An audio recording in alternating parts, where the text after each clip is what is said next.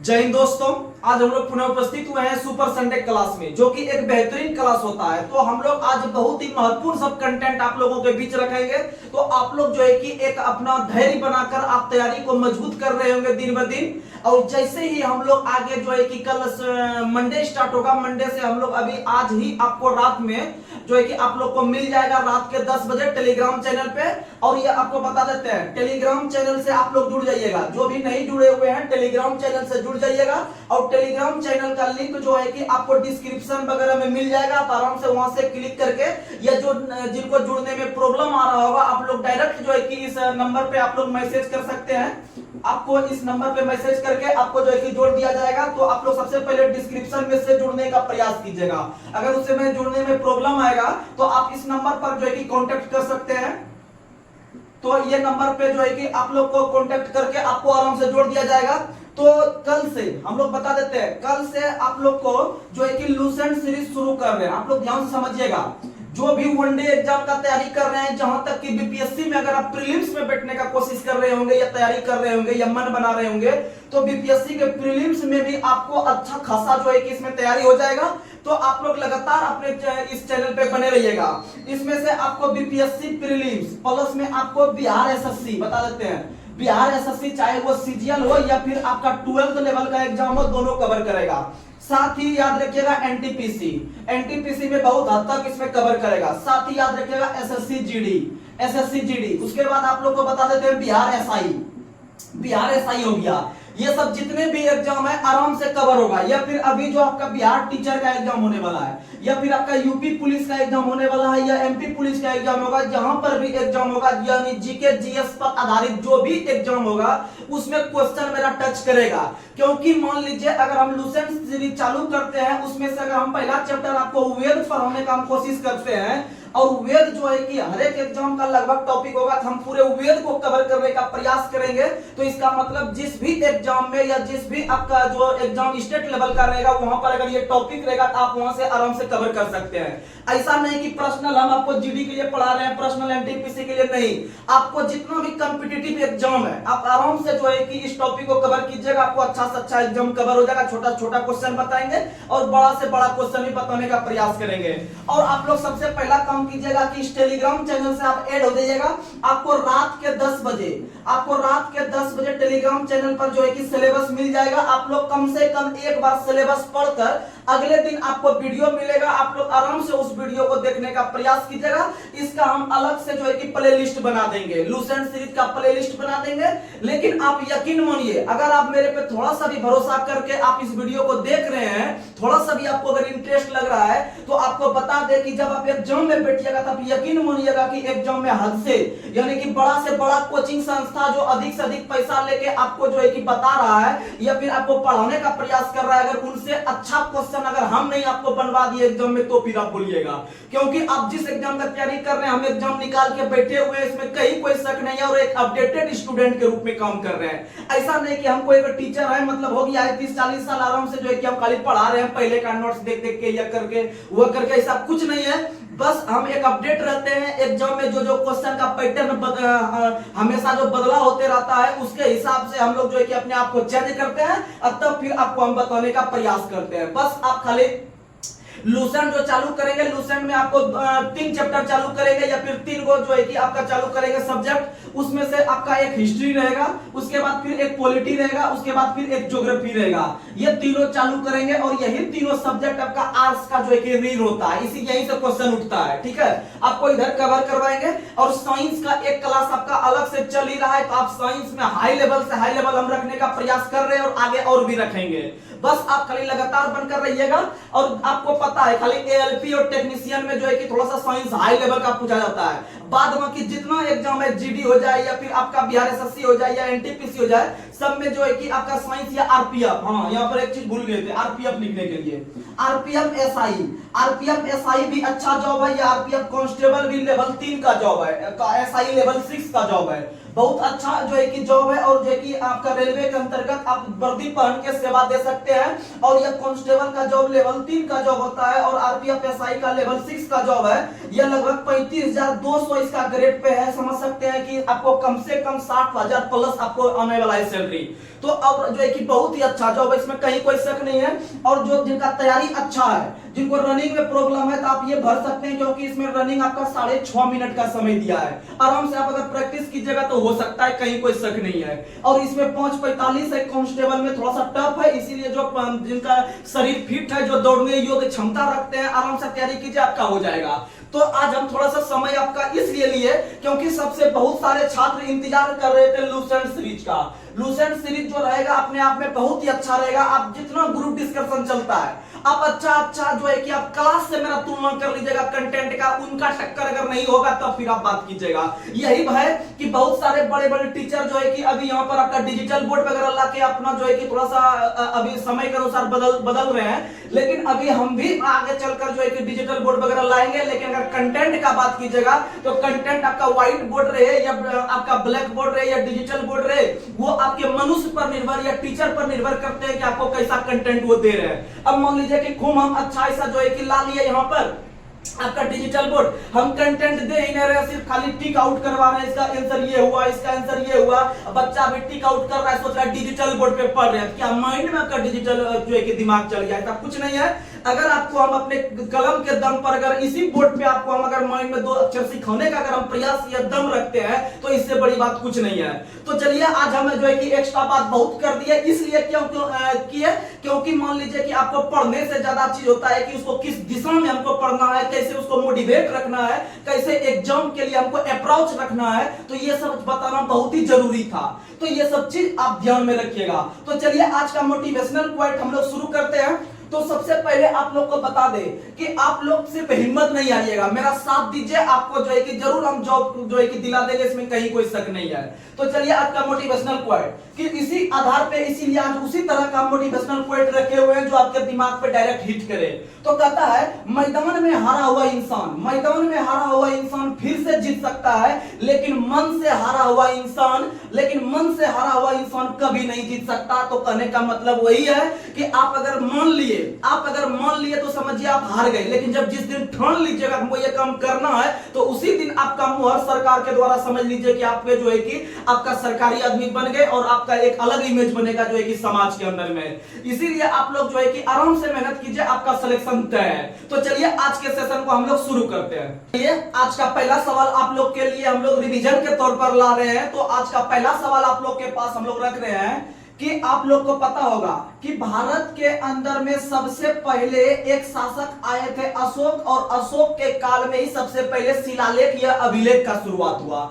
अगर आपसे क्वेश्चन पूछेगा कि भारत में कौन से शासक के दौरान सबसे पहले अभिलेख का प्रचलन शुरू किया, तो बताइएगा अशोक। क्या बताइएगा?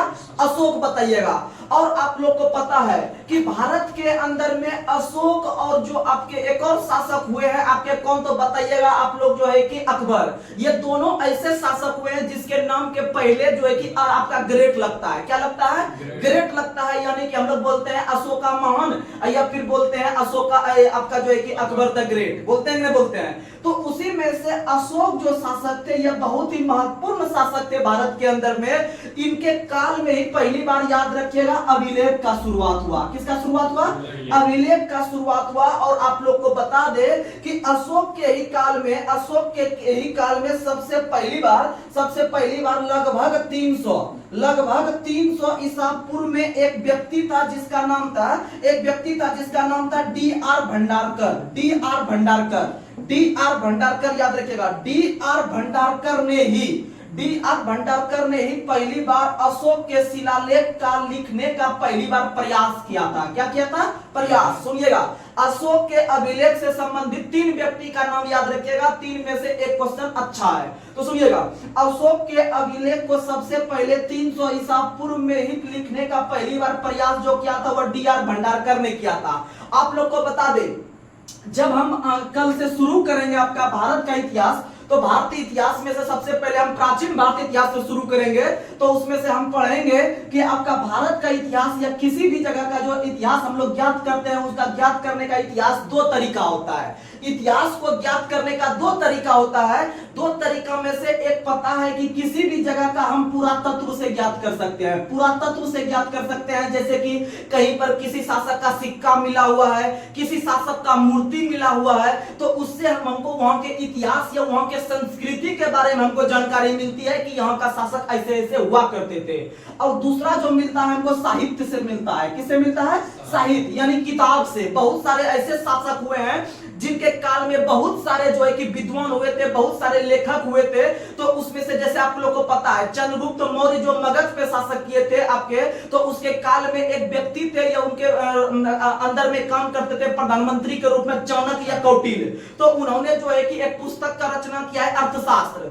अर्थशास्त्र नाम का पुस्तक का रचना कौटिल्य या विष्णुगुप्त ने या चाणक्य ने किया था। तीनों एक ही नाम है। तो इसका मतलब है कि मगध पर कैसा शासन कर रहे थे चंद्रगुप्त मौर्य ने, उनके बारे में जानकारी मिलती है।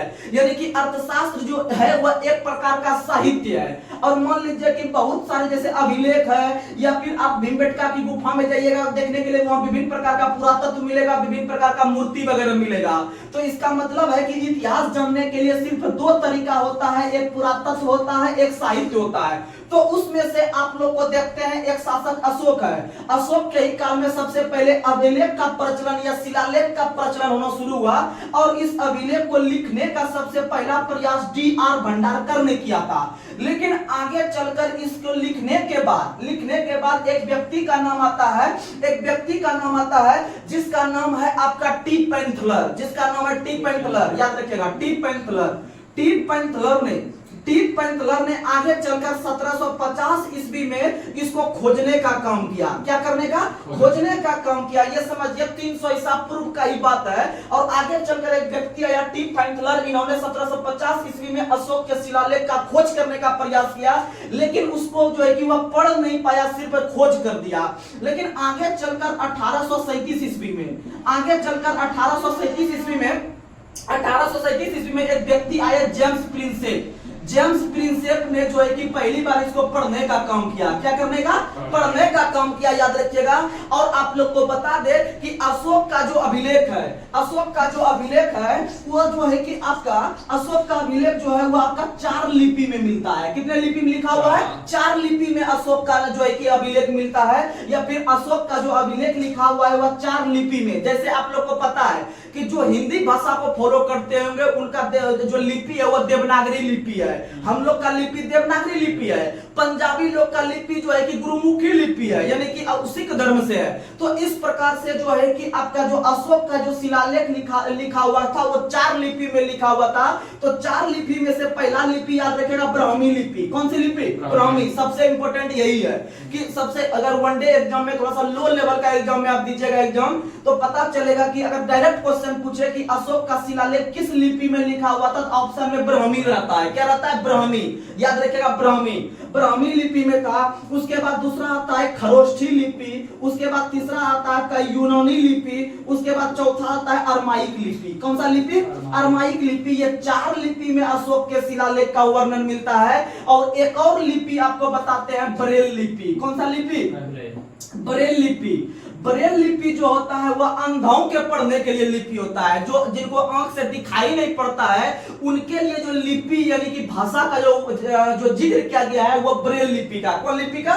ब्रेल लिपि का। आप याद रखिएगा ब्रेल लिपि अंधों के पढ़ने की लिपि है, अंधों पढ़ने की लिपि है। आप लोग को पता है।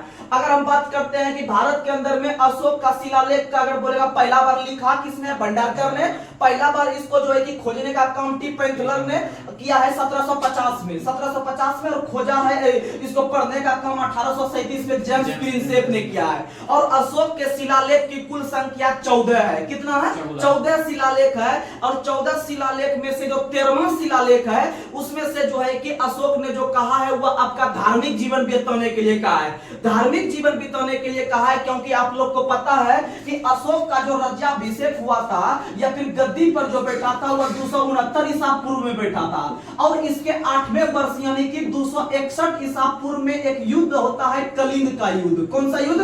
कलिंग का युद्ध होता है। और कलिंग के युद्ध में जो है कि इनका हृदय चेंज हो गया, यानी कि इसका माइंड चेंज हो गया, क्योंकि यह जो है कि विभिन्न प्रकार के एक कह सकते हैं कि बहुत सारे व्यक्ति को मारकर ये शासक बने थे। आप लोग को पता होगा ये अपने 99 भाइयों को मार के जो है कि एक गद्दी पर बैठे थे अशोक, यानी कि आप लोग को पता है। तो याद रखिएगा कि 261 ईसा पूर्व में एक युद्ध होता है, कलिंग का युद्ध, और कलिंग के युद्ध में ही इन्होंने अपना जो है कि धर्म चेंज करके जो है कि बौद्ध धर्म को अपनाया। किसको अपनाया? बौद्ध धर्म को अपनाया, आप लोग को पता है। और ये जो कलिंग जगह था, यह कलिंग जगह उड़ीसा में है। कहां में है?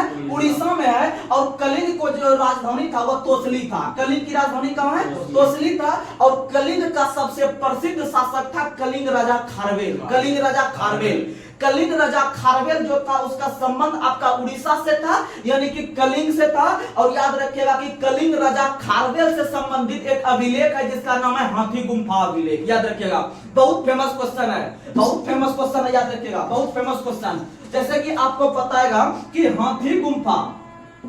हाथी गुम्फा अभिलेख का संबंध तो बताइएगा कलिंग राजा खारवेल से है, और कलिंग राजा खारवेल से है, याद रखिएगा, हाथी गुम्फा अभिलेख। और इसी हाथी गुम्फा अभिलेख में पहली बार भारतवर्ष का जिक्र मिलता है। किसका जिक्र मिलता है? भारतवर्ष का जिक्र मिलता है हाथी गुम्फा अभिलेख में, जिसका संबंध कलिंग राजा खारवेल से है। कलिंग राजा खारवेल से है, आप लोग याद रखने का प्रयास कीजिएगा। तो चलिए हम लोग जो है कि धीरे धीरे आगे बढ़ते हैं।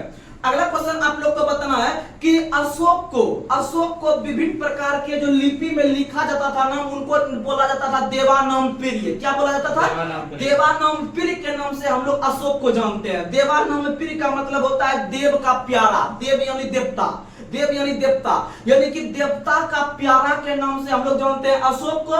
वही एक शासक का आप लोग नाम सुने होंगे जो है कि आप लोग को पता होगा कि आपका शत्रुओं का विनाशक, शत्रुओं का विनाशक या फिर अमित्रघात के नाम से, अमित्रघात के नाम से किसको जानते हैं? तो याद रखिएगा कि शत्रुओं का विनाशक या अमित्रघात के नाम से किसको जानते हैं? अजात शत्रु को। किसको जानते हैं? अजात शत्रु को। याद रखिएगा, अजात शत्रु को अमित्रघात के नाम से या शत्रुओं के विनाशक के नाम से जानते हैं। याद रखिएगा। चलिए आगे बढ़ते हैं। अगला क्वेश्चन आप लोग को याद रखना है, हाथी गुम्फा अभिलेख का संबंध खारवेल से है। ठीक, उसके बाद रहेगा जूनागढ़ अभिलेख का संबंध। तो याद रखिएगा जूनागढ़ अभिलेख का संबंध जो है वो रुद्रदामन से है। जूनागढ़ अभिलेख का ही दूसरा नाम है गिरनार अभिलेख। बहुत मस्त क्वेश्चन है। जूनागढ़ अभिलेख रहे या गिरनार अभिलेख रहे, इसका संबंध जो है याद रखिएगा रुद्रदामन से है। किससे है? रुद्रदामन। और आपको पता है कि भारत के अंदर में एक गिरनार नाम की पहाड़ी भी है या पर्वत भी है जो कि गुजरात में है। गिरनार नाम की पहाड़ी भारत के गुजरात राज्य में है, या फिर जूनागढ़ या गिरनार अभिलेख का संबंध रुद्रदामन से है। और आपको पता है कि इसी गिरनार अभिलेख में पहली बार सती प्रथा का उल्लेख किया गया है। किसका उल्लेख किया गया है? सती प्रथा का उल्लेख पहली बार गिरनार अभिलेख या जूनागढ़ अभिलेख में किया है, जिसका संबंध रुद्रदामन से है। किससे है? रुद्रदामन से। चलिए आगे बढ़ते हैं। अगला क्वेश्चन, नासिक अभिलेख का संबंध गौतमी बलश्री से है। नासिक अभिलेख का संबंध गौतमी बलश्री से है। नासिक गौतमी बलश्री। और भारत के अंदर में जो नासिक शहर है वो महाराष्ट्र में है। कहाँ में? महाराष्ट्र में है, जो कि आपका किसके लिए प्रसिद्ध है? अंगूर के लिए। किसके लिए प्रसिद्ध है? अंगूर के लिए नासिक प्रसिद्ध है, आप लोग को पता है। अगर क्वेश्चन पूछेगा प्रयाग स्तंभ अभिलेख का संबंध किस शासक से है, बहुत फेमस क्वेश्चन। प्रयाग स्तंभ अभिलेख का संबंध समुद्रगुप्त से है। किससे है? समुद्रगुप्त से है। और समुद्रगुप्त के ही काल में एक व्यक्ति रहते थे, हरिसेन। कौन रहते थे? हरिसेन। आप लोग को नाम सुने होंगे हरिसेन। तो हरिसेन ने ही प्रयाग प्रशस्ति का रचना किया था। बहुत मस्त क्वेश्चन है। प्रयाग प्रशस्ति का रचना किस शासक ने किया है, या फिर किस व्यक्ति ने किया है? तो हरिसेन ने। किसके उपलक्ष्य में? समुद्रगुप्त के उपलक्ष्य में। और आप लोग को पता है कि भारत का नेपोलियन समुद्रगुप्त को कहा जाता है, लेकिन इसको कहने वाले जो व्यक्ति थे वो थे B.A. स्मिथ। बहुत मस्त क्वेश्चन है, याद रखेगा। B.A. स्मिथ। भारत का नेपोलियन समुद्रगुप्त को जो पुकारा था वह पुकारने वाले व्यक्ति थे B.A. स्मिथ। याद रखिएगा, B.A. स्मिथ। बहुत मस्त क्वेश्चन है। चलिए आगे बढ़ते हैं। अगला क्वेश्चन, एहोल अभिलेख का संबंध किससे है? पुलकेशिन दूत है। एहोल अभिलेख का संबंध पुलकेशिन दूत से है। और आप लोग को पता है कि इसमें आपका आपका हर्ष और पुलकेशिन द्वितीय के बीच जो युद्ध हुआ था इसी इसका वर्णन आपका इसी अभिलेख में मिलता है, याद रखिएगा। बहुत अच्छा क्वेश्चन है एहुल अभिलेख। अगला क्वेश्चन आप लोग को बताना है मंदसौर अभिलेख का संबंध किस शासक से है? तो मंदसौर जो एक शहर है वह आपका कहां में है? तो मंदसौर शहर मध्य प्रदेश में है। कहां में है? एमपी में है। तो मंदसौर अभिलेख का संबंध मालवा शासक जो है कि आपका यशोवर्मन से था। किससे था? यशोवर्मन से था, याद रखिएगा। अगर आपसे क्वेश्चन पूछे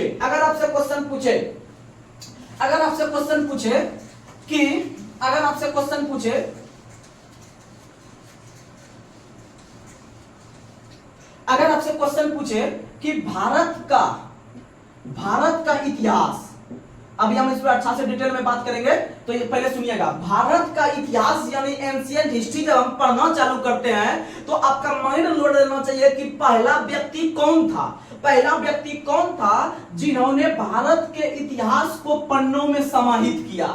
यानी कि भारत, आप लोग को पता होगा, भारत जो है प्राचीन समय से ही एक सोने की चिड़िया के रूप में काम करता था। तो उस रूप में जो काम करता था, आखिर इसका जिक्र जो है कि आपका एक लेवल के तौर पर, यानी एक प्रकार से जो पुस्तक में जो जगह देने का काम किया इतिहास के पन्नों में कि भारत का संस्कृति ऐसा हुआ करता था, यहाँ पर कौन कौन शासक आक्रमण किए पहले। तो याद रखिएगा, भारत का इतिहास का पहली बार जो पन्नों में जिक्र किया है वह आपका हेरोडोटस ने ही किया है। किसने किया है? हेरोडोटस। आप लोग को पता होगा कि इतिहास के जनक के नाम से हेरोडोटस को जानते हैं, और हेरोडोटस का संबंध इंडिया से नहीं था, हेरोडोटस का संबंध यूनान से था। कौन से था? यूनान से। ये यूनान के पहले इतिहासकार हुए हैं जो कि आपका इतिहास लिखने का काम किया। अगर इससे पहले भी विभिन्न प्रकार के इतिहासकार हुए हैं, लेकिन हेरोडोटस एक ऐसे इतिहासकार हुए हैं जिन्होंने पहली बार आपका भारत का इतिहास के साथ साथ विश्व के विभिन्न प्रकार के देश का इतिहास किसी पन्ना पर जो है कि प्रदर्शित करने का प्रयास किया है। यही कारण है कि इतिहास के जनक के रूप में हेरोडोटस को जानते हैं। किसको जानते हैं? हेरोडोटस को। तो भैया इनका पुस्तक का क्या नाम है वो बता दीजिए जिसमें लिखा गया है। तो आप लोग को हम बार बार बताते हैं ऑब्जेक्टिव टाइप में कि हेरोडोटस का पुस्तक का नाम है हॉसे हेरोडोटस हॉसे हिस्टोरिका, यानी कि हिस्ट्री लिखने का काम किया, यानी हिस्टोरिका, याद रखिएगा, हिस्टोरिका। ऐसे पूरा नाम है द हिस्टोरिका। द हिस्टोरिका में ही पहली बार भारत के इतिहास का जिक्र किया गया। आप लोग याद रखने का प्रयास कीजिएगा। और इसी से मिलता जुलता एक नाम है हिकेटियस। क्या नाम है? हिकेटियस। और हिकेटियस जो है वह आपका ज्योग्राफी का जनक कहलाता है। किसका जनक? ज्योग्राफी यानी भूगोल का पिता हिकेटियस कहलाता है। और इनके द्वारा भी एक पुस्तक का रचना किया गया है, याद रखिएगा। उस पुस्तक का नाम है जस पीरियोडिस।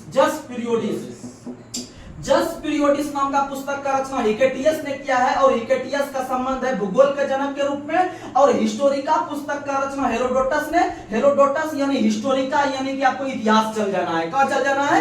इतिहास। आप लोग याद रखने का प्रयास कीजिएगा। चलिए हम लोग आगे बढ़ते हैं। अगला क्वेश्चन आप लोग को बताना है अभिलेख का अध्ययन क्या कहलाता है? इपिग्राफी। अभिलेख का अध्ययन इपिग्राफी कहलाता है। आप लोग याद रखिएगा। और आप लोग को बता दे कि अभिलेख का पहली बार जो शुरुआत किया था अशोक ने। किसने किया था? अशोक ने। आप लोग को अभी छोटा छोटा कंटेंट दे रहे हैं, जब हम सिलेबस किसी पर्सनल टॉपिक पे काम करेंगे तो आपको अच्छा से समझाएंगे। चलिए आगे बढ़ते हैं। अगला क्वेश्चन आप लोग को बताना है कि सबसे पुराना अभिलेख कौन सा है? याद रखिएगा, बोगाजगाई अभिलेख। बोगाजगाई अभिलेख। बोगाजगाई अभिलेख लगभग 1400 ईसा पूर्व पहले का है। याद रखिएगा, सबसे पुराना अभिलेख बोगाजगाई अभिलेख है। सबसे पुराना अभिलेख बोगाजगाई अभिलेख है। आप लोग याद रखने का प्रयास कीजिएगा। चलिए हम लोग आगे बढ़ते हैं। अगला क्वेश्चन, कौन से अभिलेख में जो है कि पहली बार भागवत धर्म विकसित होने का प्रमाण मिला है?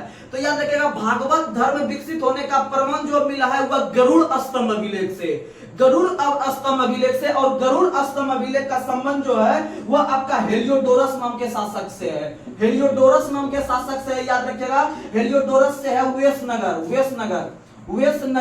वेशनगर का अभिलेख या हेलियोडोरस का अभिलेख, या इसी को कहते हैं आपको गरुड़ स्तंभ अभिलेख। याद रखिएगा, गरुड़ स्तंभ अभिलेख का संबंध हेलियोडोरस से है। और इसी में पहली बार भागवत धर्म विकसित होने का प्रमाण मिला है। भागवत धर्म विकसित होने का प्रमाण मिला है। देखिए थोड़ा सा ये सब लेवल का क्वेश्चन है, आप लोग को याद रखना ही पड़ेगा, इसीलिए इसमें कहीं कोई शक नहीं है। डायरेक्ट क्वेश्चन एग्जाम में मिल जाएगा कि भागवत धर्म विकसित होने का प्रमाण जो है कौन से अभिलेख में बताइएगा, गरुड़ स्तंभ अभिलेख, गरुड़ स्तंभ अभिलेख। और आपको करंट से बता देते हैं कि हाल ही में जो प्रोजेक्ट गरुड़ लॉन्च किया है वह किया है आपका जो है कि निर्वाचन आयोग ने। किसने किया है? निर्वाचन आयोग ने। क्योंकि गरुड़ जो होता है जो है कि वो आपका हवा में उड़ता है, यानी कि उसी तरह से आपका हवा में जो है कि उड़ते हुए हेलीकॉप्टर से जो है कि सभी जगह का जो है कि वो आपका निरीक्षण करने का काम करेंगे निर्वाचन आयोग, याद रखिएगा गरुड़ के तहत, याद रखिएगा। और गरुड़ स्तंभ अभिलेख जो है, गरुड़ स्तंभ अभिलेख से आपका भागवत धर्म विकसित होने का प्रमाण मिलता है। चलिए आगे बढ़ते हैं। अगला क्वेश्चन आप लोग को बताना है कि आप लोग को लगभग 5-6 हम बता रहे हैं जो कि बौद्ध धर्म से संबंधित जो है कि उसका पुस्तक है। जैसे आप लोग को पता होगा त्रिपिटक का संबंध बौद्ध धर्म से, त्रिपिटक का संबंध किससे है? बौद्ध धर्म से। आप लोग सुनिएगा, जल्दी से सुनिएगा, फटाफट आप लोग नोट डाउन कीजिएगा। अच्छा कंटेंट दे रहे हैं, इजी क्वेश्चन के लिए जब मैराथन करवाएंगे तो इजी सीजी क्वेश्चन करवाएंगे आपको फास्ट डिवीजन, लेकिन आपको कुछ कंटेंट लीजिए क्योंकि एक्स्ट्रा फैक्ट से ही आपको मेरिट बनने वाला है। तो आप लोग को बात करते हैं कि बौद्ध धर्म से जो हमको इतिहास का पता चलता है साहित्य के रूप में, आपको पता है इतिहास का पता चलता है दो चीज से, एक चलता है पुरातात्विक चीज से, एक चलता है साहित्य से। साहित्य का मतलब पुस्तक से। तो उसमें से जो बौद्ध धर्म से संबंधित जो आपका सबसे फेवरेट जो पुस्तक का नाम है वह है त्रिपिटक। क्या नाम है? त्रिपिटक। और त्रिपिटक का मतलब होता है 3 गो पिटक, यानी कि इसमें 3 गो पुस्तक छुपा हुआ है। क्या पुस्तक छुपा हुआ है? 3 पुस्तक छुपा हुआ है। और त्रिपिटक में जो पहला सा पुस्तक है वह आपका सुत्त पिटक है। कौन सा पिटक है? सुत्त पिटक है। और सुत्त पिटक का जो रचना किया है वह किसने किया है? तो सुत्त पिटक का रचना किया है आनंद ने। कौन किया है? आनंद ने। आपको जुगाड़ देते हैं। सबसे पहले त्रिपिटक, अगर छोटा मोटा लेवल का एग्जाम का तैयारी कर रहे हैं तो आपको यहीं तक रख लेगा, लेकिन आपको जब थोड़ा सा हाईलाइट एग्जाम का तैयारी कीजिएगा तो आपको यहां तक लेके जाएगा वो। तो याद रखिएगा त्रिपिटक का संबंध बौद्ध धर्म से है। लेकिन त्रिपिटक में जो पहला पिटक है सुत्त पिटक है, सुत्त पिटक का रचना किया है आनंद ने। किसने किया है? आनंद ने। तो आप लोग को जुगाड़ देते हैं, जब आदमी कोई सोता है ना, जब वो सूत के रहता है तो उसको बहुत आनंद आता है। क्या आता है? आनंद। यानी कि सुत्त पिटक का रचना आनंद ने किया है। किसने किया है? आनंद ने किया है। उसके बाद अगर हम दूसरा देखने का प्रयास करते हैं तो दूसरा आपका विनय पिटक है। कौन सा पिटक है? विनय पिटक। और विनय पिटक का रचना किया है उपाली ने। किसने किया है? उपाली ने। विनय पिटक का रचना उपाली ने किया है। उसके बाद तीसरा है आपका जो है कि अभिधम पिटक। अभिधम पिटक, अभिधम पिटक का जो रचना किया है वो मोगलीपुत्तिस ने किया है। मोगलीपुत्तिस ने किया है। मोगलीपुत्तिस ने किया है, याद रखने का प्रयास कीजिएगा। यानी कि अभिधम पिटक तनिक सबसे बड़ा है इसलिए सबसे बड़ा नाम लेंगे मोगलीपुत्तिस। एगो सुत्त पिटक का लेंगे आनंद, और जो बीच में बचेगा आपका विनय पिटक वो उपाली हो जाएगा। विनय पिटक उपाली हो जाएगा। आपको ये तीनों याद रखेगा, कम से कम को ये याद रखना पड़ेगा, सुत्त पिटक आनंद, सुत्त पिटक आनंद। और त्रिपिटक का संबंध किससे है? बौद्ध धर्म से। त्रिपिटक का संबंध बौद्ध धर्म से। और एक और आपको बताते हैं जातक। जातक जो है वह गौतम बुद्ध के पूर्व जन्म की कहानी जातक में ही मिलती है। याद रखिएगा, बहुत अच्छा क्वेश्चन है। जातक में गौतम बुद्ध के पूर्व जन्म की कहानी मिलती है। पूर्व जन्म की कहानी मिलती है गौतम बुद्ध के बारे में। आप लोग को बता दे, थोड़ा सा यहाँ पर आप समझने का प्रयास कीजिएगा। आपको गौतम बुद्ध से संबंधित थोड़ा सा चीज आपको मोटिवेट करने के तौर पर आपके बीच हम शेयर कर रहे हैं। आप समझने का प्रयास कीजिएगा और अपने जहन में उतारने का प्रयास कीजिएगा, क्योंकि आप एक तैयारी कर रहे हैं। आप देख रहे हैं कि पूरे भारतवर्ष में बेरोजगारी का जो स्तर है वो अपने चरमोत्कर्ष पर पहुंच गया है और हर एक व्यक्ति को रोजगार नहीं मिल सकती है, यही हकीकत है।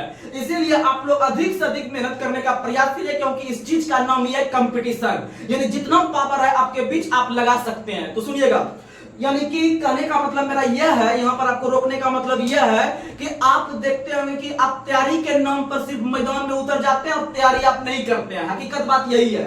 भले आप घर से खर्चा पानी लेते हैं और आप हकीकत में तैयारी नहीं करते हैं, गार्जियन के आंख में आप धूल झोंक के अपना एज भी ज्यादा कर लेते हैं, प्लस में कहीं आपका रोजगार भी आप नहीं पा पाते, सिलेक्शन नहीं ले पाते हैं। तो सुनिएगा, इसका मतलब है कि आप लोग वैसे चीज से दूर हटिए और अपने मैदान में पूरी तरह से अपने आप को झोंक दीजिए। इससे क्या होगा, आप थोड़ा सा जो है कि गौतम बुद्ध के बारे में जो है कि आप समझने का प्रयास कीजिए। ये आपको जो है कि किसी भी चीज से जो है कि आपको त्याग करने के लिए सिखाएगा। यानी अगर आप एक सिलेक्शन लेते हैं, अगर आप बिहार एसआई बन जाते हैं दरोगा, तो इससे पहले जो उस स्टूडेंट का जो अपने आम जीवन से जो सेक्रीफाइस करके वो जीवन में स्ट्रगल करके आगे बढ़ा है, तो वो आप गौतम बुद्ध से समझिएगा। आप लोग को बता दें, गौतम बुद्ध लगभग अपने आप लोग को पता है कि गौतम बुद्ध का पहले नाम सिद्धार्थ था। सिद्धार्थ था।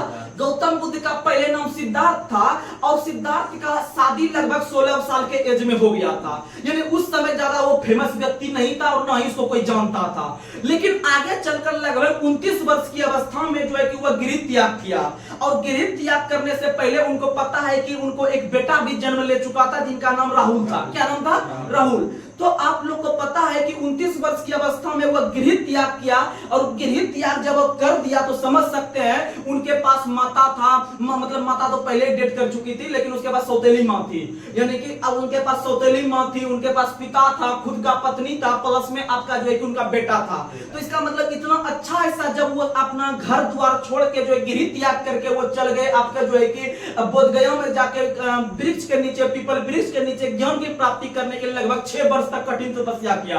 यानी भूखे प्यासे जो है कि वह कठिन तपस्या किया और यहां तक तो ये तो नॉर्मल चीज है, चलिए भाई कर लिया। लेकिन जब उनको ज्ञान की प्राप्ति हुआ, जब उनको ज्ञान की प्राप्ति हुआ तो आप लोग को पता है कि जब ज्ञान की प्राप्ति 6 वर्षों के बाद हुआ तो वह सबसे पहले सारनाथ में जो है कि आपका वो उपदेश देने गए, सारनाथ में गए। लेकिन तब उनको लगा कि नहीं, अब मेरा घर जहां पर था ना वहां पर हम चलते हैं, जो कि वहां का देखते हैं हाल समाचार मेरे बाल बच्चा और बीवी या माता पिता का क्या है। जब वह घर में गए तो याद रखिएगा वो अपने घर में जब गए तो वह रहने के लिए नहीं गए थे, उनसे भिक्षा मांगने के लिए गए थे। यानी कि जब उनके पत्नी घर गए तो उन्होंने जो है कि अपने पत्नी के पास जाके बोलती है भिक्षा, मतलब देही, कहने का मतलब है कि हमको भिक्षा दीजिए। तो जब उनको भिक्षा देने का जो पारी आया तो वह पत्नी भी जो है कि अपने पति को नहीं पहचान पाए, मतलब गौतम बुद्ध को नहीं पहचान पाए और वह पत्नी के गोद में उनका बेटा बैठा हुआ था, सिद्धार्थ ही नाम था ना, सॉरी राहुल, हाँ राहुल, जो उनका बेटा बैठा हुआ था जो है कि राहुल। तो याद रखिएगा उनको जो है कि उनको समर्पित करने लगे क्योंकि उनके पास उतना जो है कि घर में अनाज नहीं था या पैसा नहीं था कि वो दे सकते हैं। तो आप समझ सकते हैं कि गौतम बुद्ध अगर घर में रहते तो शायद वो स्ट्रगल करके आगे जिंदगी को और लेकर जा सकते थे, जो है कि एक आम आदमी की तरह जी सकते थे। लेकिन वो अगर वो उतना सेक्रीफाइस अगर नहीं करते तो क्या आज इतिहास के पन्नों से नहीं याद करते, वो एक आम आदमी की तरह जी के जो है कि दुनिया से चल जाते। लेकिन उन्हें जो है कि अंदर से एक जो है कि कचोट पैदा हुआ या फिर उनको भगवान ने उतना आत्मज्ञान दिया कि उनको जो है कि आप हम लोग इतिहास के पन्नों में अगर देखें तो भारत का सबसे, अगर इतिहास पढ़ा जाए तो अगर सबसे सेक्रीफाइस करने वाला व्यक्ति अगर मिलेगा, त्याग करने वाला, तो गौतम बुद्ध से बड़ा कोई व्यक्ति नहीं है। क्योंकि आप समझ सकते हैं उनकी पत्नी ने भी इतना सपोर्ट की कि जब उनको देने के लिए आया तो उनके पास 2 रुपया पैसा नहीं था, वो अपने बेटे को उनको देने लगे। इसका मतलब समझ सकते हैं कि वो कितना त्याग किया कि अपने बेटे को दे रहे हैं। यानी और हम लोग को एक जॉब लेने का अगर जो है कि माँ बाप घर से भेजे हुए हैं तो हम लोग क्यों जाते हैं, मतलब इधर उधर घूमने के लिए, या फिर जो है कि उतना हम 1 साल पूरा मेहनत करके क्यों नहीं हम जॉब लेके उसके बाद जिंदगी को एक नया आयाम दे और फिर आगे अपना नया जिंदगी की शुरुआत करें। तो मेरा कहने का मतलब यह था कि आप गौतम बुद्ध से कुछ सीखने का प्रयास कीजिए। ऐसे ही नहीं, इसको हम जो है कि लाइट ऑफ एशिया करते हैं, यानी पूरे एशिया को लाइट से जो है कि झकझोर के रख दिया। तो इसीलिए आप लोग भी थोड़ा सा अपने घर को प्रकाशमय करने के लिए या फिर एक समाज में इज्जत देने के लिए आप मेहनत कीजिए अपने माता पिता भाई बहन के लिए, अब तब देखिएगा क्या मजा है। तो चलिए हम लोग आगे बढ़ते हैं। तो चलिए आगे अगला क्वेश्चन आप लोग को बताना है। अगला क्वेश्चन बताइएगा, 1857 का जो विद्रोह शुरू हुआ था वह मेरठ से, कहां से शुरू हुआ था? मेरठ से। 1857 का विद्रोह शुरू हुआ था मेरठ से, और मेरठ जो है वो उत्तर प्रदेश में है। मेरठ कहां में है? उत्तर प्रदेश में है। लेकिन 1857 का विद्रोह का जब पहली गोली चला था बैरकपुर में, पहली गोली बैरकपुर में। आप लोग को पता है कि मंगल पांडे का संबंध 34वीं इन्फेंट्री बैरकपुर कलकत्ता से था या बंगाल से था, और वहां के ही बगल में एक शहर है दमदम शहर। कौन सा शहर? दमदम। दमदम से ही आपका 1857 का विद्रोह का जो बिगुल फूका था, कहने का मतलब है वहीं के सिपाही को पता चला था कि आपका गाय और सुअर के चर्बी युक्त जो है कि कारतूस का प्रयोग होता है, और जो है कि वहीं पर से आवाज उठा दमदम, और दमदम एक हवाई अड्डा भी है कलकत्ता के अंदर में, और वहां से जब उठा था तो मंगल पांडे ने, आप लोग को पता है कि पहली बार पता है कि 29 मार्च के दिन, 29 मार्च 1857 के दिन ही जो है कि आप लोग को पता है कि वह 2 अंग्रेज जो है कि गवर्नर को मार डाला अपने यहाँ जो रह रहा था, और उनके मारने के बाद इनको आगे चल के जो है कि 8 8 अप्रैल को इनको फांसी की सजा दे दिया गया। क्या दे दिया? फांसी की सजा दे दिया गया, आप लोग को पता है। और आप कह सकते हैं कि हकीकत में 1857 का विद्रोह 10 मई 1857 को शुरू हुआ। इस डेट में शुरू होता है उत्तर प्रदेश के मेरठ से, उत्तर प्रदेश के मेरठ से। आप बता सकते हैं कि 1857 का विद्रोह शुरू होने से पहले कौन से भारतीय जो आपके थे शहीद प्राप्त कर लिए? आप बताइएगा मंगल पांडे। क्या बताइएगा? मंगल पांडे। और मंगल पांडे का एक नारा बहुत फेमस है जिसका नाम है आपका मारो फिरंगी को। मारो फिरंगी को मंगल पांडे का नारा है, जैसा कि आप लोग को पता है। आप लोग को अगर बात करते हैं कि 1857 में जो शुरू हुआ, विभिन्न शहर से कौन कौन लड़ने वाले थे आप लोग को बता देते हैं। तो आप लोग याद रखिएगा, मेरे साथ फटाफट याद करने की कोशिश कीजिएगा। दिल्ली से बहादुर शाह जफर था। दिल्ली से कौन था? दिल्ली से बहादुर शाह जफर था। और वहां से अंग्रेज जो दबाने वाला था विद्रोह को, वो था निकलसन और हडसन। निकलसन और हडसन दोनों दिल्ली से था।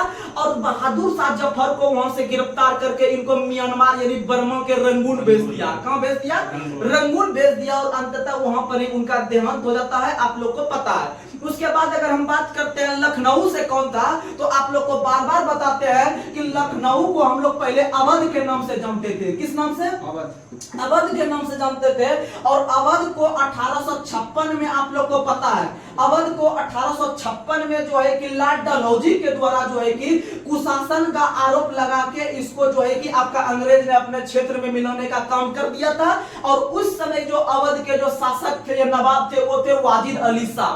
वाजिद अली शाह, वाजिद अली शाह से ही 1856 में कुशासन का आरोप लगा के जो है कि अपने में मिला लिया। राज हड़प नीति के तहत डलहौजी ने, राज हड़प नीति या फिर गोद नीति या उसी को कहते हैं ड्रॉक्टिन ऑफ लेपेप्स नीति। ड्रॉक्टिन ऑफ लेपेप्स नीति ये डलहौजी ने 1848 से शुरू किया था।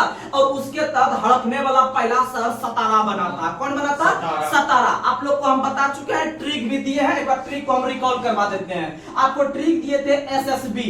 एसएसबी एक सेना होता है, एसएसबी एक सेना होता है। उसके बाद उजान, आपको क्या कौवा आपको दिए थे, नहीं दिए थे?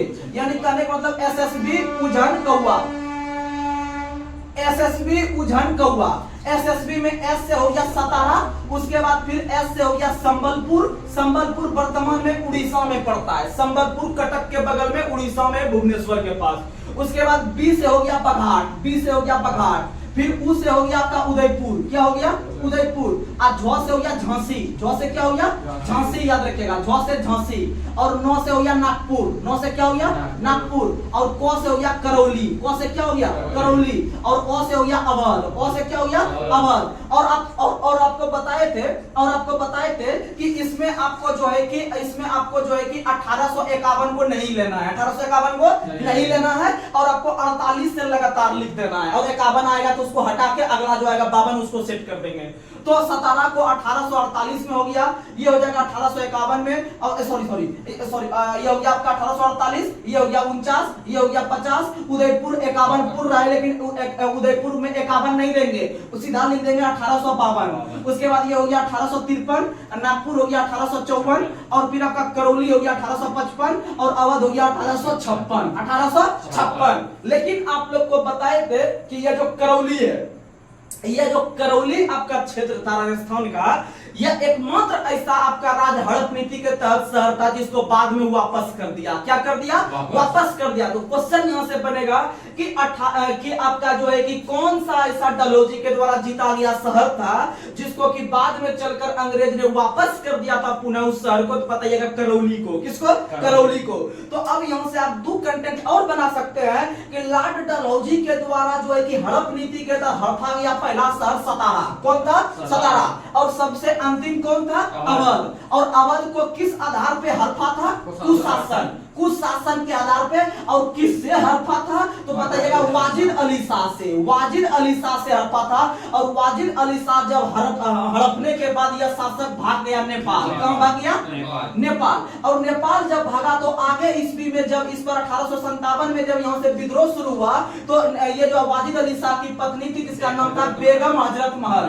बेगम हजरत महल ने ही आपका जो है कि लखनऊ या फिर अवध के क्षेत्र से 1857 के विद्रोह का नेतृत्व करने का प्रयास किया, याद रखिएगा। और यह भी जब आगे हार गई तो यह भी भाग गई नेपाल। कहां भाग गई? नेपाल। और नेपाल का संविधान 2015 में लागू हुआ है। और नेपाल, पता है कि नेपाल का जो आपका झंडा है वह दोहरे त्रिभुज के रूप में है। नेपाल का झंडा दोहरे त्रिभुज के रूप में है, याद रखिएगा। अगर हम बात करते हैं, नेपाल का संविधान लागू 2015 में हुआ है। और नेपाल की राजधानी काठमांडू है। काठमांडू बागमती नदी के किनारे है। और नेपाल के अंदर में जो काठमांडू है, काठमांडू के अंदर में एक शिव भगवान को जो है कि बहुत फेमस मंदिर है, जिसका नाम है आपका पशुपतिनाथ का मंदिर। पशुपतिनाथ का मंदिर याद रखने का प्रयास कीजिएगा। चलिए आगे बढ़ते हैं। अगला क्वेश्चन आप लोग को बताना है कि कानपुर से लड़ने वाला कौन था? नाना साहेब। नाना साहेब और तांतिया टोपे दोनों आपके कहां से थे? कानपुर से। कहां से थे? कानपुर से। और कानपुर जो है वह वर्तमान में गंगा नदी के किनारे है। कौन नदी किनारे? गंगा नदी के किनारे है, याद रखिएगा। अगर आपसे क्वेश्चन पूछे ग्वालियर से लड़ने वाले कौन थे? तांतिया टोपे। ग्वालियर से तांतिया टोपे थे। और आपको पता है कि तानसेन का संबंध भी ग्वालियर से था। अकबर के काल में रहने वाले प्रसिद्ध संगीतज्ञ का संबंध जो था वह आपका ग्वालियर से था, जिसका नाम था तानसेन। और तानसेन ने मियां की महलार और मियां की टोड़ी नाम का रचना किया था। वहीं आपका जो तानसेन था, तानसेन को जो है कि अकबर ने कंठाभरण विलास की उपाधि दिया था। और तानसेन पुरस्कार का शुरुआत मध्य प्रदेश सरकार के द्वारा 1980 में याद रखने का प्रयास कीजिएगा, साहित्य के क्षेत्र में, क्योंकि तानसेन का संबंध भी था साहित्य से, प्लस में संगीत भी था। तो आप लोग याद रखिएगा। चलिए आगे बढ़ते हैं। अगला क्वेश्चन, इलाहाबाद से लड़ने वाला शासक कौन था? तो इलाहाबाद से लियाकत अली। इलाहाबाद से लियाकत अली।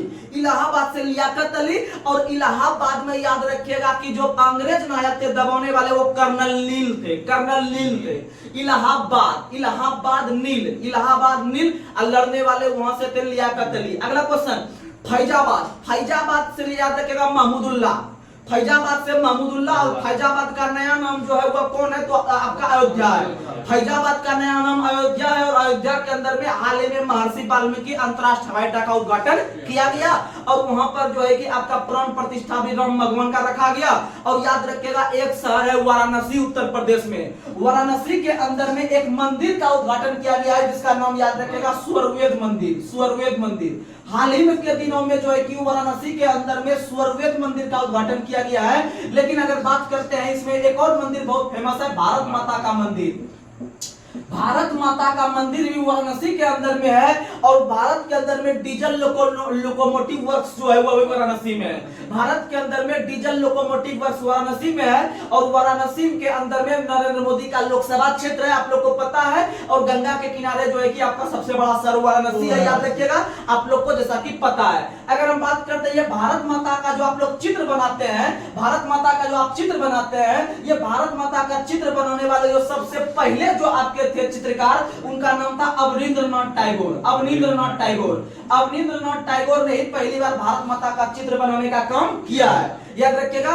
और भारत माता का, भारत का जो आपका राष्ट्र झंडा तिरंगा है, इनको फहराने वाले पहले व्यक्ति बने थे मैडम भिखाजी कामा, जिन्होंने 1907 में जर्मनी के स्टुटगार्ट शहर में जो है कि झंडा फहराने का काम किया था। आगे बढ़ते हैं। अगला क्वेश्चन आप लोग को बताना है। अगला क्वेश्चन आप लोग को बताना है कि महारानी विक्टोरिया ने भारतीय प्रशासन को ब्रिटिश ताज के नियंत्रण में लेने की घोषणा कब की थी? तो याद रखिएगा 1858 में। कब की थी? 1858 में। थोड़ा समझने का प्रयास कीजिएगा।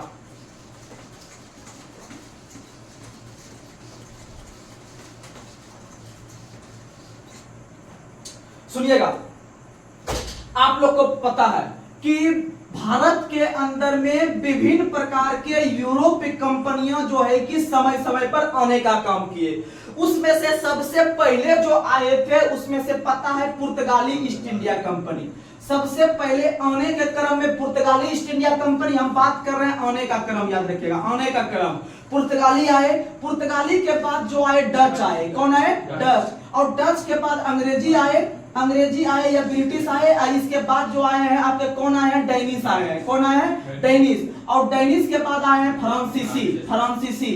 और सबसे लास्ट में जो आए हैं वो आए स्वीडिश। कौन आए हैं? स्वीडिश। याद रखिएगा। यानी सबसे पहले आने में पुर्तगाली आए हैं, फिर डच आए हैं, अंग्रेज आए हैं, फिर डेनिश आए हैं, फ्रांसीसी आए हैं, फिर स्वीडिश आए हैं। यह है आने का क्रम। लेकिन अगर बात करते हैं, अगर क्वेश्चन पूछे कि कंपनी का स्थापना का क्रम बताइए कि कंपनी का स्थापना कौन कौन सा यूरोपीय कंपनी कैसे कैसे किया है, तो आपको सिर्फ इसको और इसको चेंज कर देना है। किसको किसको चेंज कर देना है? यानी कि अंग्रेज को भेज देना है डच के पास। यानी आप लिख सकते हैं सबसे पहले पुर्तगाली ने किया, पुर्तगाली ईस्ट इंडिया का स्थापना भी लिखते हैं। पुर्तगाली ईस्ट इंडिया कंपनी का स्थापना, पुर्तगाली ईस्ट इंडिया कंपनी का स्थापना 1498 को हुआ है। उसके बाद इसको वहां भेजेंगे तो अंग्रेज चल जाएगा सेकंड स्थान पे। तो ध्यान से मारना है, अगर क्वेश्चन पूछे कि भारत में पुर्तगाली के बाद आने वाले यूरोपीय कंपनी कौन है, तो आने वाले में डच। लेकिन अगर पूछेगा कंपनी का स्थापना करने वाले पुर्तगाली के बाद कौन, तो अंग्रेज। कौन था? अंग्रेज। तो सुनिएगा, पुर्तगाली का हो गया 1498 में, अंग्रेज का हो गया पक्का पक्की 1600 में। ठीक है, 31 दिसंबर 1600 को महारानी एलिजाबेथ प्रथम के द्वारा जो है कि करवाया गया था। वहीं तीसरा नंबर पे आप डच को डाल देंगे तो डच का स्थापना हुआ है 1602 में। फिर हो जाएगा डेनिश, डेनिश का स्थापना 1616 में। कब हुआ है? 1616 में। वही याद रखिएगा, वही याद रखिएगा फ्रांसीसी का स्थापना हुआ है 1664 में। कब हुआ है?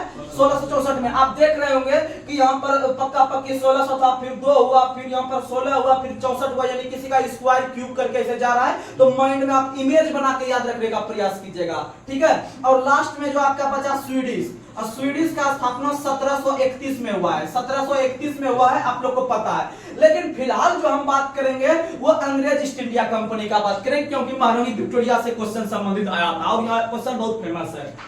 आप लोग को बता दे, जब इस कंपनी का स्थापना हुआ, जब आपका 1600 ईस्वी में 31 दिसंबर पक्का पक्की 1600 ईस्वी में जब ब्रिटिश ईस्ट इंडिया कंपनी का स्थापना हुआ, तो यह सिर्फ हुआ था व्यापार करने के लिए। किस क्या करने के लिए?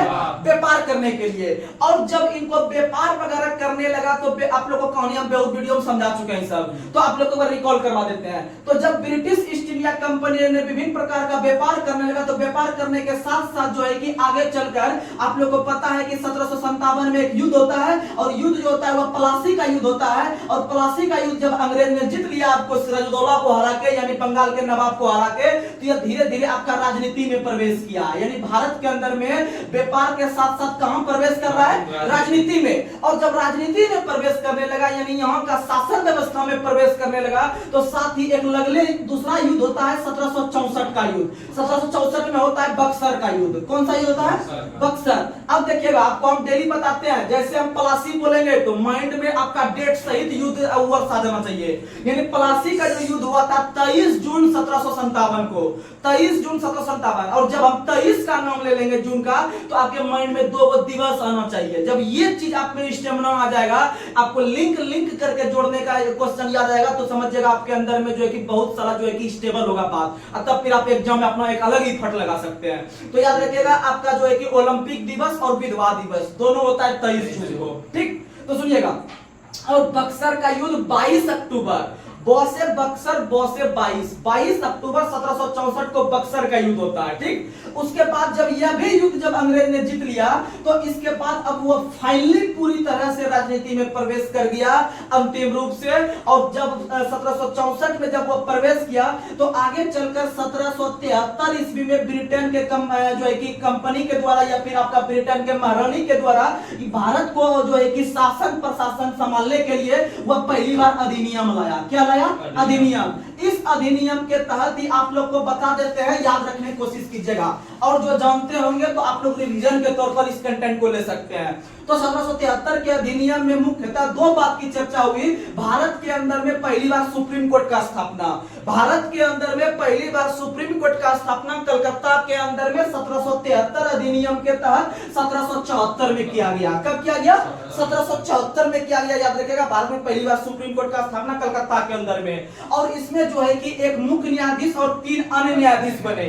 एक मुख्य न्यायाधीश बने हैं sir Elijah Impey, sir Elijah Impey, और 3 जो बने हैं उसमें से पहला याद रखिएगा आपका लेमेस्टर, फिर चैम्बर्स और फिर हाइड। लेमेस्टर, चैम्बर्स और हाइड ये 3 अन्य बने हैं और मुख्य जो बने हैं वो सर एलिजा इम्पे बने हैं। उसके बाद इसके तहत दूसरा प्रावधान जो आया उसमें आप लोग को पता है कि इसके तहत जो है कि आपका बंगाल का गवर्नर का पदनाम बदलकर बंगाल का गवर्नर जनरल कर दिया गया। क्या कर दिया गया?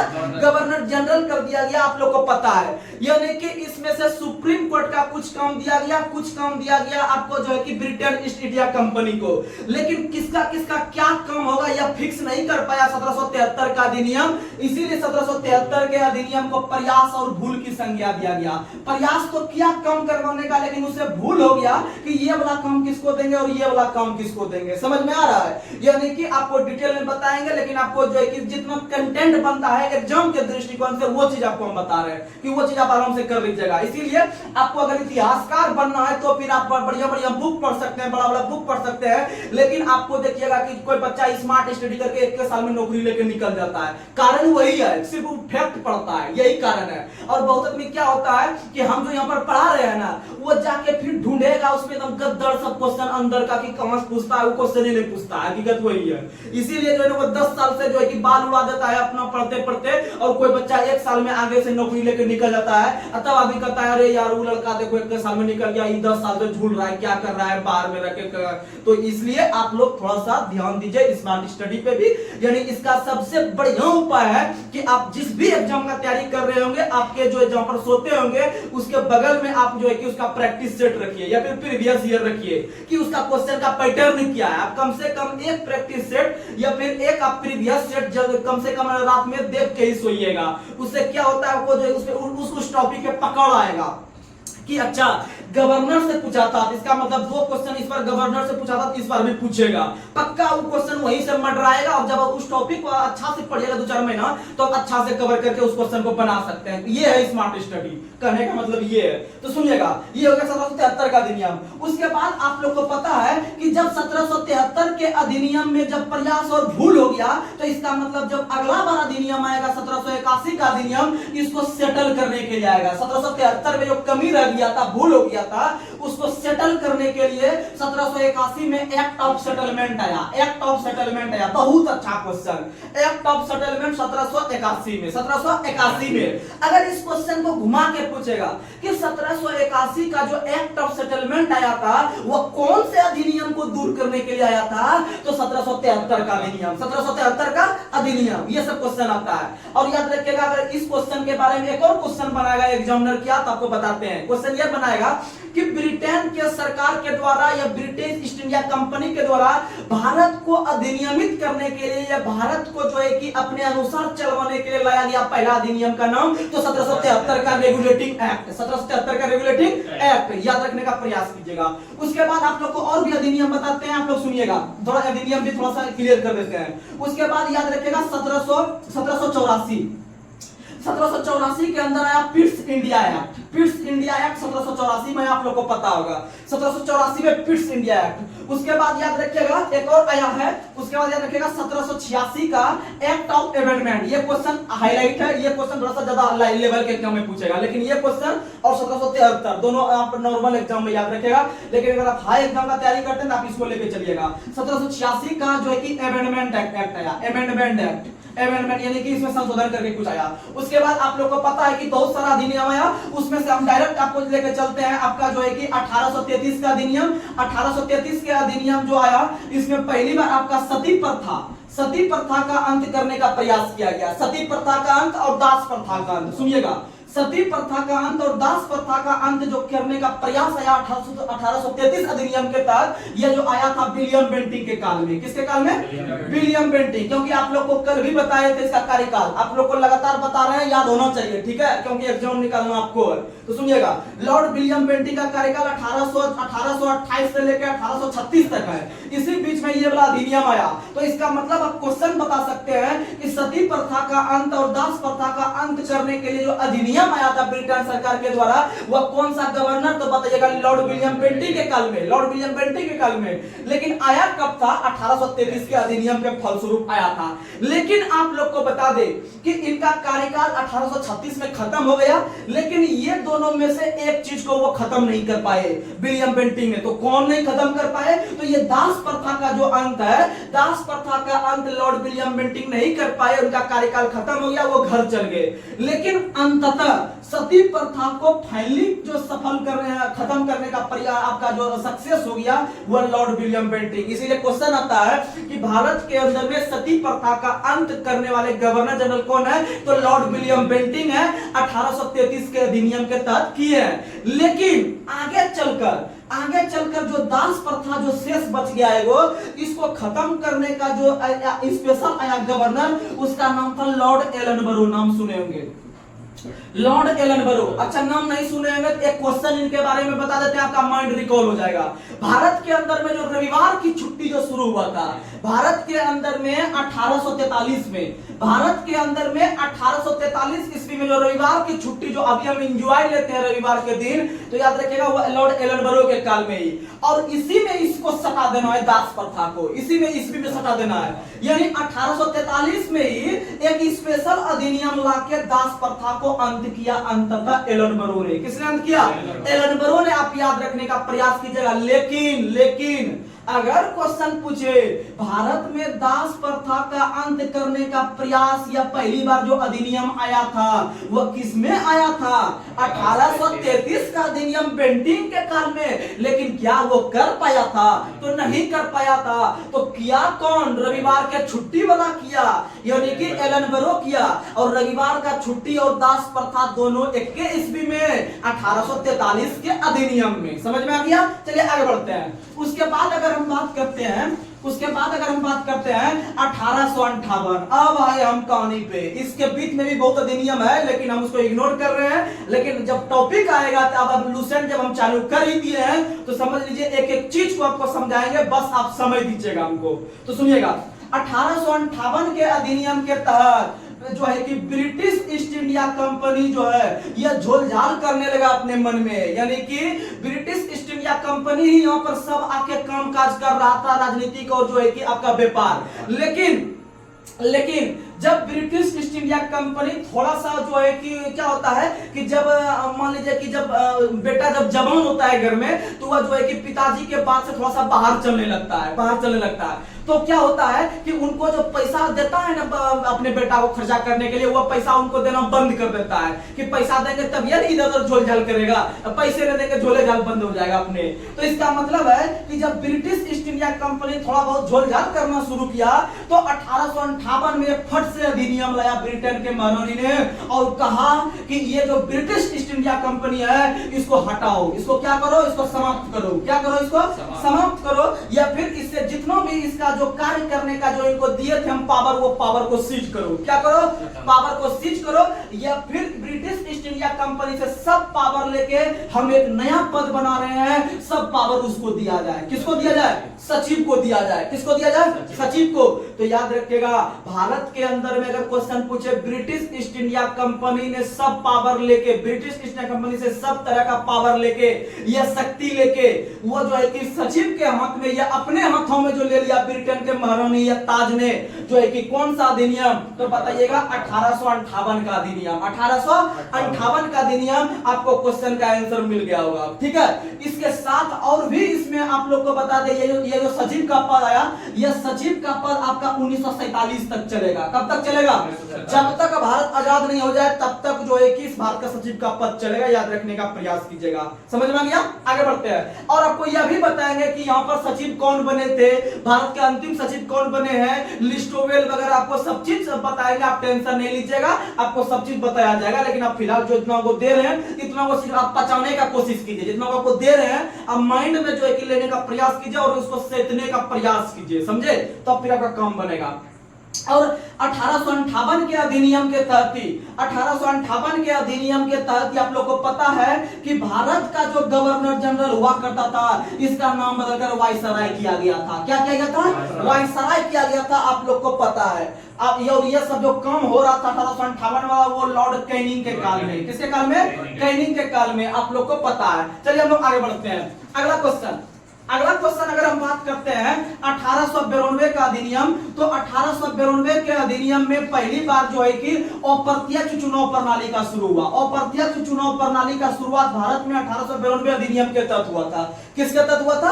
1892 में जो है कि अप्रत्यक्ष चुनाव प्रणाली। अप्रत्यक्ष का मतलब आपको हम समझा चुके हैं, यानी कि जिसमें आम जनता हिस्सा नहीं लेती है उसको अप्रत्यक्ष चुनाव। जैसे राष्ट्रपति का चुनाव, उपराष्ट्रपति का चुनाव, राज्यपाल का चुनाव, राज्यसभा का चुनाव, ये सब अप्रत्यक्ष चुनाव है। ठीक, तो इसका शुरुआत 1892 में। लेकिन आगे चलकर एक अधिनियम आता है आपका 1919 का अधिनियम। बहुत बच्चा यहां कंफ्यूज करता है। 1892 में याद रख लेता है अप्रत्यक्ष, और इसके बाद कुछ दिन के बाद एक अधिनियम आता है 1909 का अधिनियम। जस्ट इसके बाद 1909 का अधिनियम, बस उसी में सेट करवा देता है प्रत्यक्ष चुनाव प्रणाली। लेकिन नहीं, आपका आंसर गलत हो जाएगा। प्रत्यक्ष चुनाव प्रणाली का शुरुआत 1919 अधिनियम के तहत हुआ है। याद रखिएगा, प्रत्यक्ष यानी कि अप्रत्यक्ष 1892 और प्रत्यक्ष 1919, और इसके बीच में जो आया है 1909 का अधिनियम। ये तीनों को एक बार हम लोग देखने का प्रयास करते हैं। यानी अप्रत्यक्ष 1892 और 1892 के तहत ही एक चीज और आया था, भारत के व्यक्ति को जो है कि बजट में शामिल होने का मौका मिला था। बजट यानी कितना पास होगा नहीं होगा उसमें सिर्फ शामिल हो सकते हैं भारत के सदस्य, लेकिन अपना कुछ मत नहीं दे सकते, अपना कुछ बात नहीं रख सकते हैं, आप लोगों को पता है। लेकिन आगे चलकर जब 1909 का अधिनियम आएगा, 1909 का अधिनियम आएगा, तो इसमें से जो है कि इस पर जो है कि बहस भी कर सकते हैं। ये सब भी मौका इसमें दिया था, इसमें सिर्फ शामिल हो सकते थे। लेकिन 1909 का अधिनियम में आपको जो है कि बजट पर बहस करने का अधिकार और मत देने का भी अधिकार जो है कि आ गया था। याद रखिएगा, ये थोड़ा सा लेवल का क्वेश्चन है, लेकिन अधिक क्वेश्चन आपको ये देखने के लिए मिलेगा, ये वाला और ये वाला। ठीक है, 1909 और 1919 और 1892 का अधिनियम समझ आ गया। उसके बाद आपको लोग को बता दे कि 1909 के अधिनियम में पहली बार मुस्लिम समुदाय के लोगों के लिए पृथक निर्वाचन जो है कि प्रणाली का शुरुआत हुआ। पृथक निर्वाचन प्रणाली का मतलब हो गया कि जहां पर मुस्लिम समुदाय की संख्या अधिक हुआ करती थी वहां पर मुस्लिम कैंडिडेट को ही उतारा जाता था मैदान में, और वह जीत कर पहुंचते थे आगे जाके और वहां का बात रखने का प्रयास करते थे। यानी मुस्लिम के लिए पहली बार जो है कि आपका सांप्रदायिक प्रणाली का शुरुआत 1909 के तहत। 1909 में जो है कि बजट पर बहस करने का अधिकार और मत देने का अधिकार, यह सब चीज आपको पता है। और 1909 के अधिनियम को ही मार्ले मिंटो सुधार कहते हैं। मार्ले मिंटो सुधार के नाम से जानते हैं। जो थोड़ा छोटा लेवल के एग्जाम का तैयारी कर रहे हो आप ये क्वेश्चन याद रख सकते हैं। मार्ले मिंटो जो एक्ट कहते हैं या मार्ले मिंटो अधिनियम के नाम से 1909 के अधिनियम को जानते हैं। और याद रखिएगा, यहाँ पर मार्ले और मिंटो दोनों अलग अलग पद पर बैठे थे, दोनों एक व्यक्ति नहीं है, दोनों अलग अलग व्यक्ति है। जैसे 1919 में आके हम लोग पढ़ेंगे मॉन्टेग्यू चेम्सफोर्ड। तो मॉन्टेग्यू चेम्सफोर्ड जो थे ये भी दोनों अलग अलग नाम है। ये जो पहले वाले नाम है ये सचिव के पद पर बैठे हुए हैं। और आप लोग को आप बता सकते हैं आराम से किसी को कि भारत के अंदर में सचिव का पद जो है कि ब्रिटिश ईस्ट इंडिया कंपनी से सब बाहर लेकर सचिव को जो दिया, या फिर ब्रिटेन के महारानी या ताज ने अपने हाथों में जो ले लिया, वो 1858 अधिनियम के तहत। और ये जो पहला वाला पद जो पहला व्यक्ति बैठा हुआ है, यह मार्ले या सचिव के पद पर बैठा हुआ था। और मिंटो जो था ये वायसराय के पद पर। कौन पद पर? वायसराय। इसको गवर्नर भी नहीं बोल सकते, इसको वायसराय बोलेंगे, क्योंकि 1858 के अधिनियम के तहत उसका नाम बदल के वायसराय कर दिया गया था। समझ में आएगा? इसी चीज को कहते हैं धीरे धीरे बिल्डअप होना, यानी कि आप जो है कि आप स्टार्ट तो कीजिए, अपने आप स्टैंड हो जाइएगा, तो आप आराम से चलिएगा। ये सब चीज हो गया। उसके बाद बताते हैं कि 1919 के अधिनियम में, यानी कि जैसे 1909 में मुस्लिम समुदाय को पृथक निर्वाचन प्रणाली मिला, तो यहाँ पर ईसाई वगैरह हल्ला करने लगा। कौन हल्ला करने लगा? ईसाई। तो याद रखिएगा, ईसाई हो गया, महिला वर्ग हो गया, तो ये सभी को जो है कि पृथक निर्वाचन प्रणाली 1919 के तहत। लेकिन ये क्वेश्चन अधिकतर एग्जाम में नहीं मिलेगा आपको, लेकिन ये क्वेश्चन आपको हकीकत में मिलता है। कहीं भी सेट लगाइए, ये क्वेश्चन मिलता है। समझ में आ गया? और आप लोग को पता है भारत के अंदर में पहली बार 1919 अधिनियम के तहत थी। भारत के अंदर में पहली बार 1919 अधिनियम के तहत भी आप लोग को पता है कि किसका स्थापना किया गया। तो आप लोग को पता है लोक लेखा समिति का स्थापना।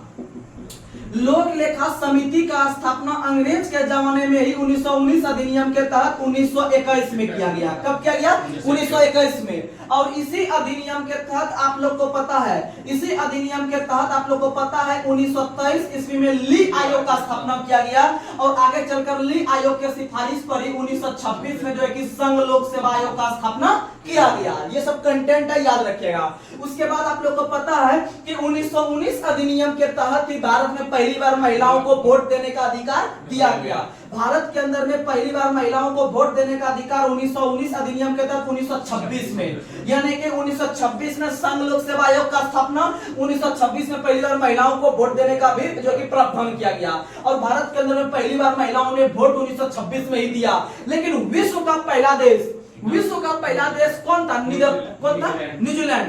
विश्व का पहला देश, हाँ, विश्व का पहला देश न्यूजीलैंड था, जहां के महिलाओं को पहली बार वोट देने का अधिकार दिया गया। तो याद रखिएगा, इसमें से यही में इस भी याद रख लीजिएगा, आपका क्रम बन जाएगा। 1892 में ही पहली बार आपका न्यूजीलैंड बना था देश, जो कि पहली बार महिलाओं को वोट देने का अधिकार दिया था। समझ में आ गया? तो चलिए आगे बढ़ते हैं, आगे बढ़ते हैं।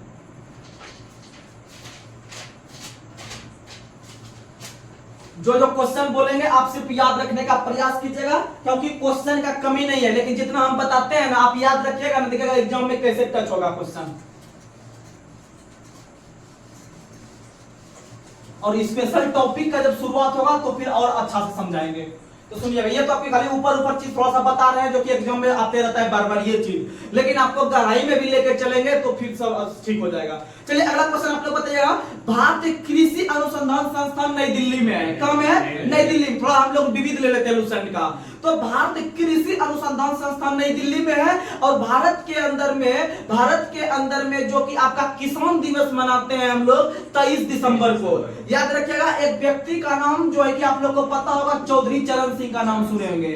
चौधरी चरण सिंह जो थे ये भारत के प्रधानमंत्री भी बने हैं। चौधरी चरण सिंह भारत के प्रधानमंत्री भी बने हैं। और इससे संबंधित आपको एक कंटेंट याद करते होंगे कि भारत के अंदर में एकमात्र ऐसा प्रधानमंत्री का नाम बताइए जो कभी लोकसभा में उपस्थित नहीं हुए। यानी लोकसभा में जो है कि कभी उपस्थित नहीं हुए, कहने का मतलब अपना कभी चरण नहीं रखे वो, यानी कि अपना चरण नहीं रखे। तो चौधरी चरण सिंह ने चरण नहीं रखे, यानी लोकसभा में उपस्थित नहीं हुए, याद रखिएगा।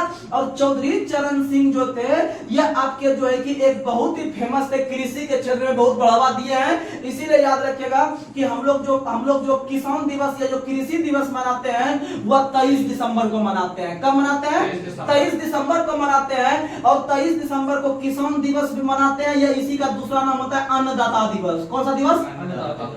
क्योंकि अन्नदाता के रूप में किसानी काम कर रहे हैं, यानी अन्नदाता दिवस या किसान दिवस हम लोग मनाते हैं 23 दिसंबर को। कब मनाते हैं? 23 दिसंबर को। आप लोग याद रखने का प्रयास कीजिएगा। और भारत के अंदर में जो किसान घाट समाधि स्थल है, भारत के अंदर में जो किसान घाट एक समाधि स्थल है, वो चौधरी चरण सिंह का ही समाधि स्थल है। चौधरी चरण सिंह का ही समाधि स्थल का किसान घाट है। आप लोग याद रखने का प्रयास कीजिएगा। तो चलिए हम लोग आगे बढ़ते हैं। अगला क्वेश्चन आप लोग को बताना है कि भारत के अंदर में तंबाकू अनुसंधान संस्थान राजमुंद्री में है। क्योंकि आपको पता है कि भारत के अंदर का जो रीति रिवाज है हम लोग का, कि जब पिताजी का जो बेटा जी रहते हैं वो जब तंबाकू वगैरह खाने लगते हैं, तो इसका मतलब आदमी लोग कहता है कि वो अपना राज चलाने लगा। यानी कि याद रखिएगा, भारत के अंदर में तंबाकू अनुसंधान संस्थान राजमुंद्री में है। तंबाकू अनुसंधान संस्थान राजमुंद्री में है। और तंबाकू बोर्ड का मुख्यालय अगर पूछे, तंबाकू बोर्ड का मुख्यालय पूछे तो गुंटूर में है। कहाँ में है? गुंटूर में। तंबाकू बोर्ड का मुख्यालय गुंटूर में है, याद रखिएगा। और तंबाकू में गुणसूत्र का जो होता है वो 48 होता है। तंबाकू हो गया, आलू हो गया, ये सब में 48 होता है। चिंपांजी में भी 48 होता है ना, चिंपांजी में भी 48 होता है, याद रखिएगा। और बंदर में 42 होता है, बंदर में 42 हो गया। और मनुष्य में 46 होता है। मनुष्य में कितना होता है? 46। लेकिन मनुष्य के शुक्राणु में 23 होता है। कितना होता है? 23। यानी मनुष्य के शुक्राणु में 23 होता है, यानी 22 प्लस वाई होता है, यानी 23 हो गया। और महिला के अंडाणु में जो होता है वह 22 प्लस एक्स होता है, यानी 23 होता है। यानी दोनों 23 मिलकर जो है कि एक मनुष्य का निर्माण करते हैं, तब जाके उसमें गुणसूत्र 46 बन जाता है। कितना बन जाता है? 46 बन जाता है, याद रखने का प्रयास कीजिएगा। और मनुष्य के शरीर में जो सबसे छोटा गुणसूत्र होता है वह आपका किसका होता है? तो याद रखिएगा, वह शुक्राणु का ही होता है। किसका होता है? शुक्राणु का होता है, याद रखने का प्रयास कीजिएगा। चलिए हम आगे बढ़ते हैं।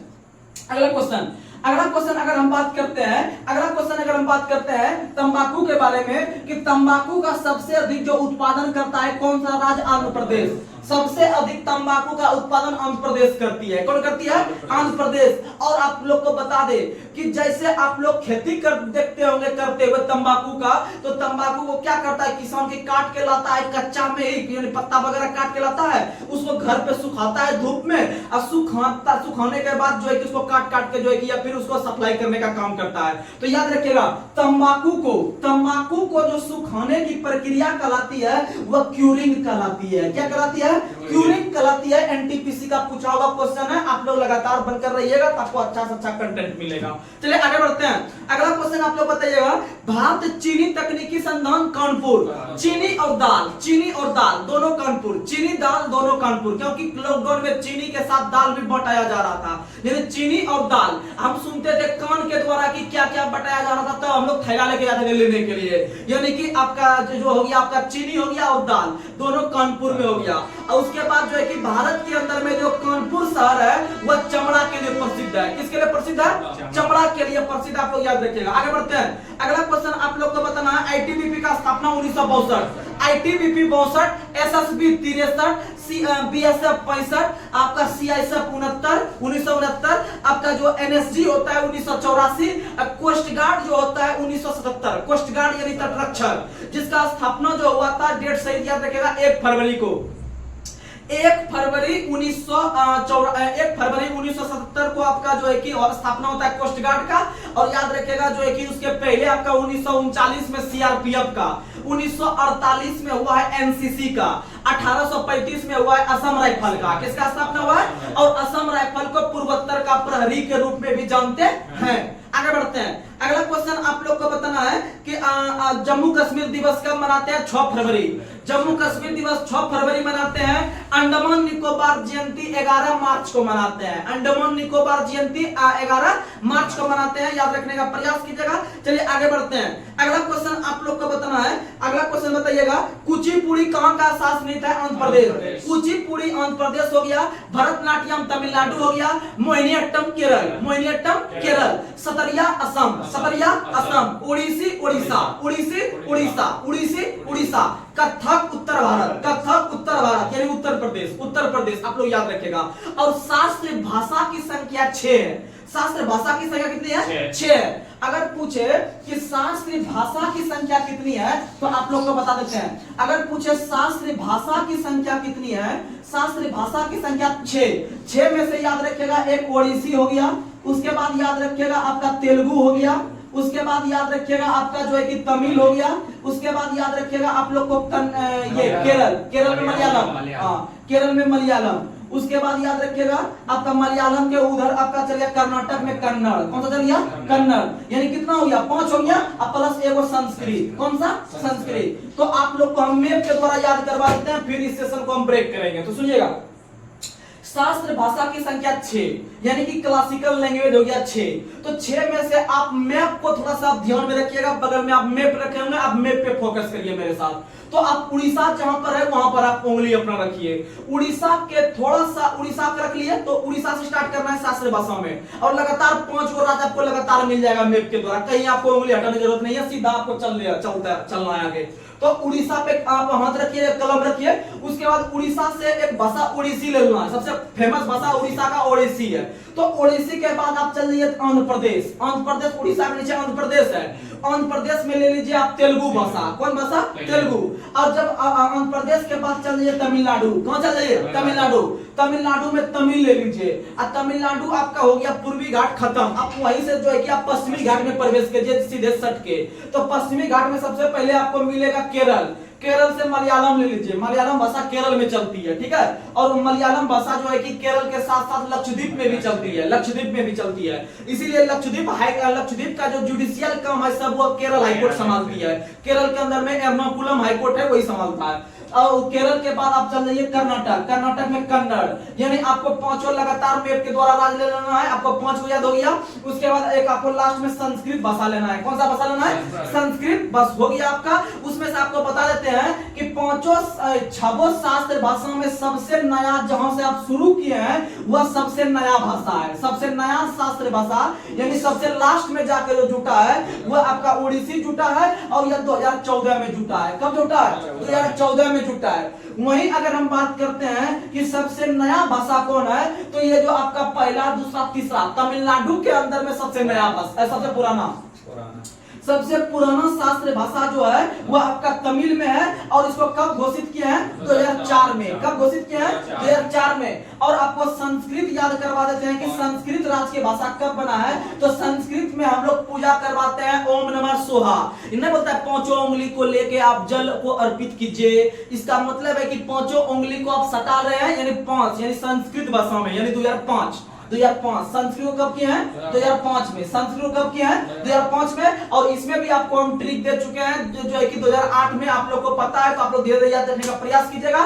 तो आज का क्लास कैसा लगा ये तो आपको बहुत कम हम कंटेंट दे रहे हैं, लेकिन लूसेंट सीरीज आप जब चालू करेंगे कल से, आज आपको सिलेबस मिल जाएगा। आप लोग प्लीज एक बार कम से कम लूसेंट आप पढ़ के आना है आपको। जब एक बार जो टॉपिक मिलेगा आप जब पढ़ लीजिएगा, उसके बाद जब हम यहाँ पर बताएंगे, जब आप देखिएगा 2 बार वीडियो, उसके बाद आप बढ़िया बढ़िया कंटेंट जो बताएंगे आपको, इसमें भी बताएंगे पढ़ने के लिए कि लूसेंट में क्या याद रखना है जो एग्जाम के लिए लाभदायक होता है, क्योंकि पूरा लूसेंट किसी को याद नहीं है, हकीकत यही है। लेकिन हाँ, कोई आदमी बोल देता है कि वो याद है, याद रखने का मतलब यह है कि उसको जो एग्जाम के दृष्टिकोण से कंटेंट चाहिए उस पर उसको कमांड है, ये चीज होता है लूसेंट याद रखने का मतलब। तो आप लोग भी अच्छा से लूसेंट याद करवा देंगे। और लूसेंट बुक एक बहुत बेसिक बुक है, आप इसे प्लीज कवर करके चलिएगा मेरे साथ, आपको बहुत अच्छा लाभदायक होगा। तो चलिए आज के सेशन को यहीं पर समाप्त करें, तब तक के लिए जय हिंद, जय भारत।